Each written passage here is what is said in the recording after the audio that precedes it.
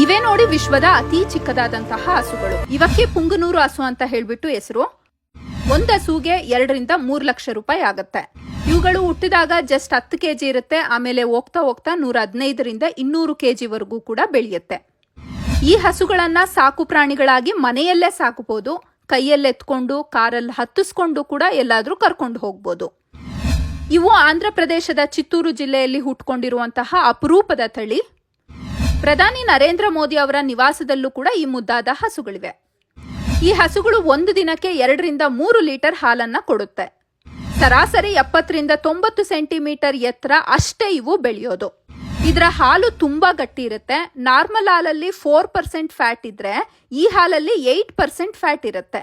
ಕೆಲ ಶ್ರೀಮಂತರ ಮನೆಗಳಲ್ಲಿ ಈ ಹಸುಗಳನ್ನ ಮನೆಯಲ್ಲಿ ಇಟ್ಕೊಂಡು ಪೂಜೆ ಮಾಡ್ತಾರೆ. ಯಾಕೆ ಅಂತಂದ್ರೆ ಈ ಹಸುಗಳಲ್ಲಿ ಮಹಾಲಕ್ಷ್ಮಿ ನೆಲೆಸಿದಾಳೆ ಅಂತ ಹೇಳಿ ಕೆಲವರು ನಂಬುತ್ತಾರೆ. ತಿರುಪತಿ ತಿಮ್ಮಪ್ಪನ ದೇವಸ್ಥಾನ ಸೇರಿದಂತೆ ಇನ್ನ ಕೆಲ ದೇವಸ್ಥಾನದಲ್ಲಿ ಇದೇ ಹಸುವಿನ ಹಾಲನ್ನ ಅಭಿಷೇಕಕ್ಕೆ ಅಂತ ಹೇಳ್ಬಿಟ್ಟು ಬಳಕೆ ಮಾಡ್ತಾರೆ. ಈ ಹಸುಗಳು ಬಿಳಿ ಮತ್ತೆ ತಿಳಿ ಬೂದು ಬಣ್ಣದಲ್ಲಿ ಕಂಡು ಬರುತ್ತೆ. ಈ ಹಾಲಲ್ಲಿ ಔಷಧೀಯ ಗುಣಗಳಿವೆ. ಸೊ ಚಿನ್ನದ ಹಾಲನ್ನ ನೀಡುವಂತಹ ಹಸು ಅಂತ ಹೇಳ್ಬಿಟ್ಟು ಈ ಹಸುವನ್ನ ಕರೀತಾರೆ. ಅಂಬಾನಿ ಮಗನ ಮದುವೆಗೂ ಕೂಡ ಈ ಪುಂಗನೂರು ಹಸುಗಳನ್ನ ಕರೆಸಿದ್ರು. ಆಗ ಇವುಗಳನ್ನ ತುಂಬಾ ಮುದ್ದಾಗಿ ಅಲಂಕಾರ ಮಾಡಿದ್ರು.